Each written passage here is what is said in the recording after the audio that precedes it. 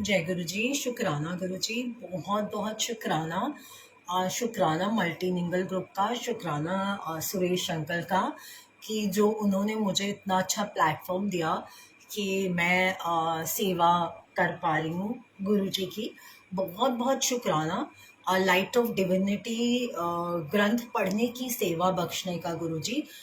ये गुरु जी के टाइम की ग्रंथ है, गुरु जी के टाइम का, जिसको गुरुजी ने खुद संगत से लिखवाया है। तो आज का सत्संग है a girl grows up under Guruji. My faith in God's kindness and His love for mankind had always been shaky till I met Him in flesh and blood in the form of Guruji. Explaining Guruji's grace in words is a Herculean task.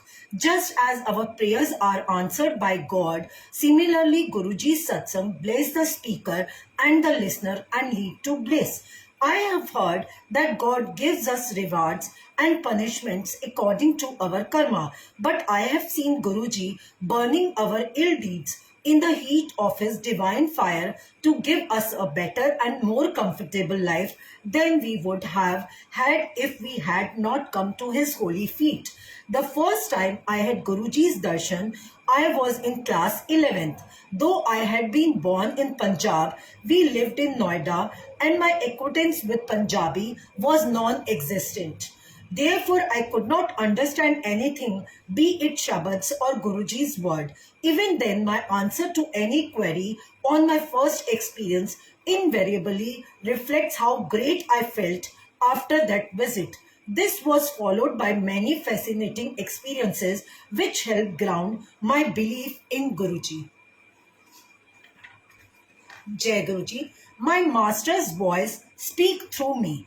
On an annual day function, I was tasked with delivering the opening speech. I had been doing such things regularly, but this time the chief guest was a senior official. My concluding lines had the gathering putting their hands together. I was deluged with compliments as soon as I came off the stage. Every teacher and student with surprise on their faces told me that it seemed as if I had transformed while delivering the speech. An even bigger compliment came when the chief guest's address was found to be revolving around my speech. In fact, he reiterated my concluding words as his own conclusion. Everyone found it surprising, but I knew it was Guruji who had done it all. In fact, the moment I began my speech, I could sense an energy in me that enabled me to deliver the speech with great punch. Moreover, Guruji was with me in school a number of times, for often I could smell his rosy fragrance. Jai Guruji, helping me through class 12th. When I moved to class 12th, academic pressure mounted. One day while giving prasad, Guruji asked me about the subjects I had opted for.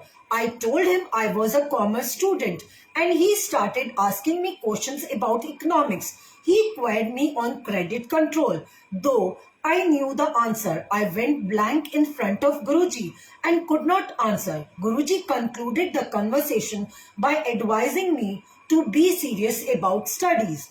Though at that moment I was unable to fathom what had happened during subsequent months, I realized what Guruji had done.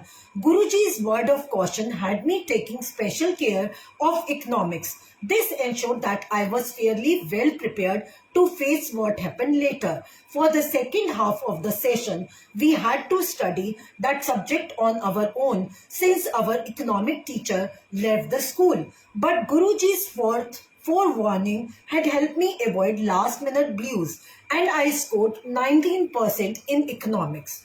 As my board exams were approaching, my visit to Guruji became less frequent, partly due to Guruji's instruction that I study.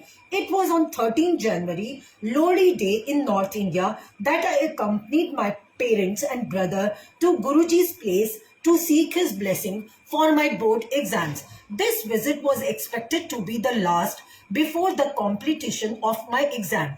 Guruji distributed prasad that day and was giving toffees when it was my turn.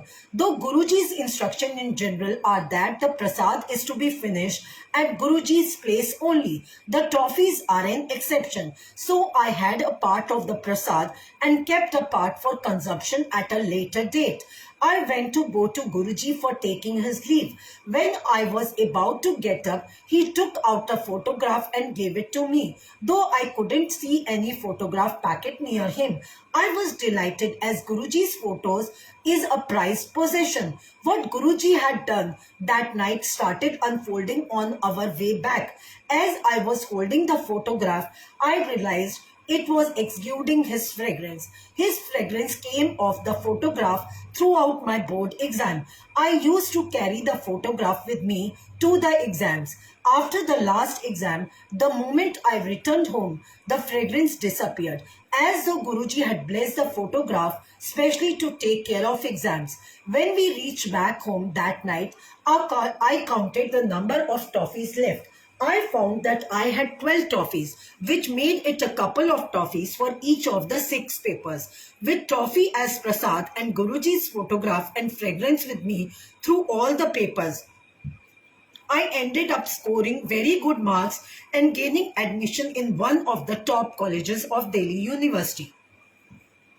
Jai Guruji, love, and ice cream and the best birthday ever. Guruji, along with a few devotees, decided to go to a hotel in Gurgaon and asked me to join in. Very shortly, we were at the Bristol Hotel, and I was on the one hogging Guruji's special attention as I was the youngest of the lot. Guruji walked briskly around the terrace of the hotel, settled down and ordered cold drink for the Sangat. We had a great time since the cold drinks were accompanied by snacks and followed by ice cream. On our way back, while everyone was getting into their respective vehicles, Guruji specially inquired about my whereabouts and saw to it that I was comfortably placed with someone for a drop back at his place. When we reached Guruji's place, Guruji asked me how the experience was. It had been absolutely wonderful. Guruji also asked me whether or not I had ice cream. I had not, since I had a sore throat, and I told him so. He said I should have had the ice cream since it would have cured my throat. But I would later that those simple words of Guruji had cured my throats anyhow. Since then, I have never had severe throat trouble, which troubled me at least once a year. Guruji's admirable care and affection was again evident on a very special day. We were enjoying Shabads and waiting for Guruji to start distributing prasad. On Guruji's instruction, prasad was brought and kept right next to him. Guruji began distributing prasad from the side where I was sitting. In fact, I was the first to have it on that day. As I went ahead and took it, Guruji sprung a well-kept surprise. He conveyed to me in Punjabi that I should enjoy myself as this was my birthday. No one in the Sangat knew about my birthday and no one in my family had told Guruji about it. This was my best birthday ever. Jai Guruji. Guruji doing the impossible. After my graduation from Delhi University, for a short spell, I was not studying. Then Guruji instructed me to join an MBA course through correspondence from Symbiosis, a premier management institute. I filled in the form and was through with the formalities just in time to get admission in that session. For the examination, I had filled in a South Delhi center as my first preference, since it was closer to our residence. But somehow when I got my admit card, I found that the examination center allotted was across Delhi. My father tried to get the center changed, but we received communication from the Pune headquarters of the college that a center once allocated could not be changed. Due to exams on successive days, it was impractical to travel a one-way distance of about 45 kilometers daily. So I had to plan a stay at my grandparents' place 10 to 15 kilometers from the center. The problem was that living with my grandparents at Noida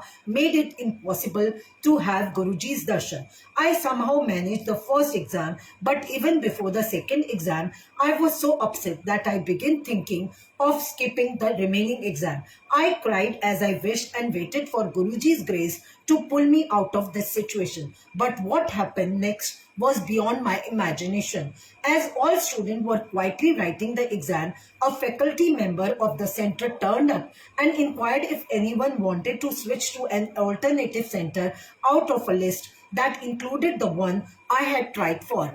I pounced on the opportunity after the exam. The faculty member told me that their center was facing a space crunch due to which this decision had been taken, and he confirmed the change of my center. I thus had the opportunity of visiting Guruji during my exam. Who except Guruji could have forced such a dramatic turn of events? Understanding Guruji's power is much beyond our comprehension. They confound logic.